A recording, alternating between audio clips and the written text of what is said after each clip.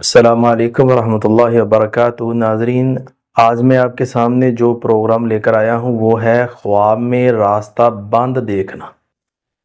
اس کی تعبیر ہوتی ہے یہ رکاوٹ اور الجھن، یا زندگی کے اندر آپ کسی معاملے کے اندر رکے ہوئے ہیں تو پھر یہ آپ کو خواب آیا، اور اب آپ کو کرنا کیا چاہیے؟ اللہ تعالیٰ سے مدد مانگیں اور اس کے ساتھ ساتھ صبر کے ساتھ آپ اپنے معاملات کو ہینڈل کریں جو لائف کے اندر چل رہے ہیں۔ ایک یہ وجہ، دوسری وجہ یہ کہ جادو کی وجہ سے ایسا خواب آتا ہے، تیسرا نظر بد کی وجہ سے، چوتھا حسد کی وجہ سے۔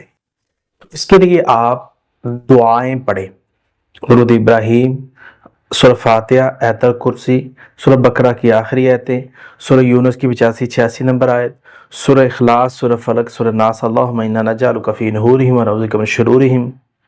انشاءاللہ تعالیٰ یہ پڑھ کے آپ صبح و شام 7 بار دم کریں، اللہ تعالیٰ آپ کے بند رستے کھول دے گا، رکاوٹیں کھول دے گا۔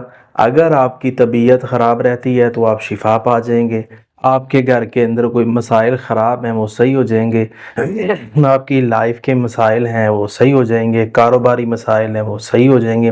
41 دن یہ پڑھیں اور دن کے اندر صبح و شام آپ اس پڑھائی کو جاری رکھیں، اللہ تبارک و تعالیٰ رحمت فرمائے۔